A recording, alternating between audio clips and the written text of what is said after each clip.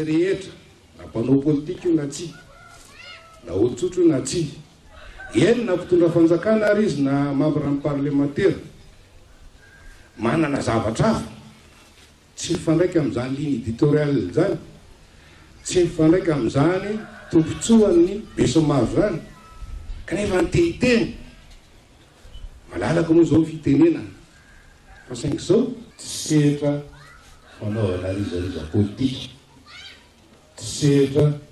anaratsiana olona ary tsy sehatra iedivana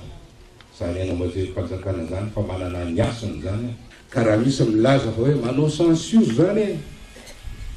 manampim-bavy zany dia zon'ny olona ny miteny fa tazomy ministère serasera ny lalàna sy ny fomba mampanao amin'izy ity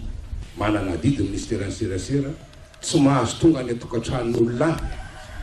migidragidra politika mpanao politika tsy mahazo tonga ny atokantranon'olona ny fanaratsiana ara politika ataon'ny sasatsasany